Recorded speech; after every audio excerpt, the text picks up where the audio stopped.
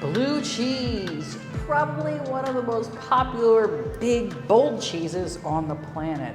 So we're making today the blue cheese, and it's very similar in terms of the process with many other recipes in the sense that we're going to have to be heat activating our cheese. But I want to show you the unique part of this cheese is that there are two parts. So we have our blue cheese base, if you will, and then we also have our white part of the cheese. Blue cheese part, so this is going to be the visually blue part. We have crumbled tofu here. Now I just crumbled it by hand, nothing fancy here. You don't want to process it in a food processor. And then here I have some of our umami elements. So I have salt, have the vegan yogurt, of course, sugar-free, then some spirulina, mustard, as well as tahini. Now you can blend this up, or you can just do it here like I am with a spoon. And you can see my spirulina is a little bit on the green side. I do encourage you, if you can get bluer spirulina, try to do that. Mine here in Greece just happens to be a little bit greener. Maybe it's green for Greece, I don't know. Tofu. So just pour that on top. And now this is going to be 1/2 of our set cheese. You can see already how blue cheesy looking this is. You want to leave some of that tofu large.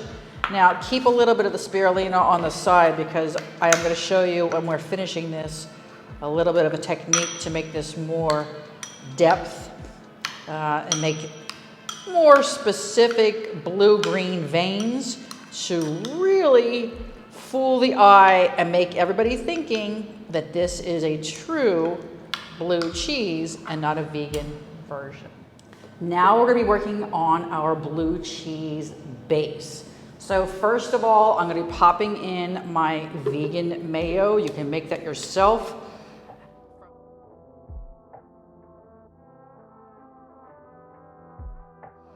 From Level 1 or Vegan Cuisine, or you can buy it, your choice. Then of course I have my garlic powder, white pepper, and salt in here, that's going in. I have my nutritional yeast. Here is my blue cheese powder or aroma.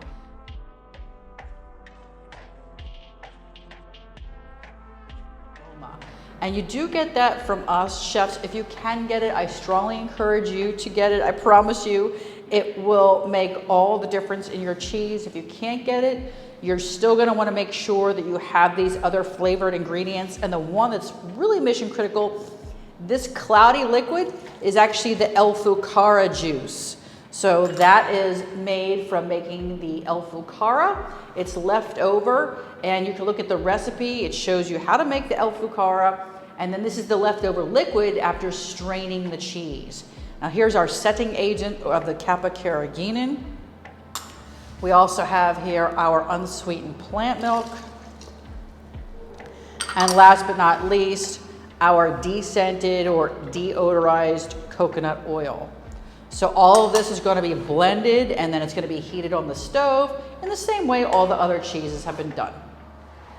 So now, chefs, you can see I've blended and now I've heated up my blue cheese base mixture. You can see it looks a little bit chunky or lumpy, and that's exactly what I like.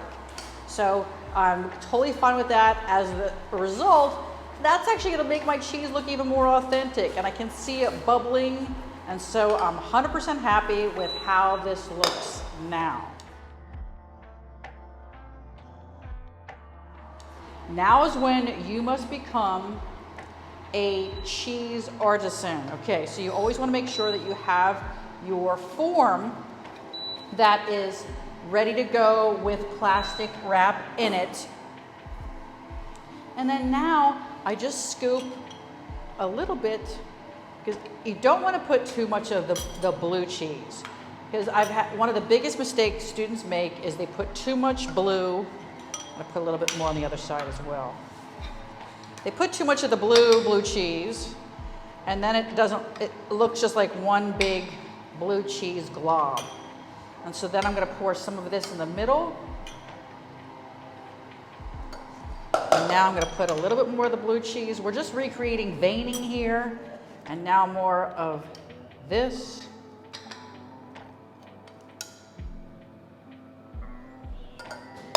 More of the blue cheese on top here. A little bit here in the corner. And then my very last bit, as you can see, this is actually already setting up because I've taken it down off the heated temperature. Don't worry about that. We're just really interested in having this this is gonna set up overnight in the refrigerator. And then tomorrow you're gonna have, so you do wanna put some pressure on here. You can see already how very authentic that looks. Just make sure you seal this up, cover all the edges, pop this in the refrigerator, and then tomorrow you're going to unseal it, take it out of the ring mold, and look at this. Look at this gorgeous blue cheese. Now, as I mentioned, I used less, even in this one that I did yesterday, I used a lot less of the spirulina because you can always add more. And that's actually what I'm gonna do now. What I'm gonna do is I'm gonna take just a little bit. You can actually, look, you can be a little bit brave and use your fingers, but what I like to do is I like to decant, if you will, put some of my spirulina here, put it in a little bowl so that you can then just use your fingers. And now I'm gonna come back because see how much darker it is when it's in the powdered form?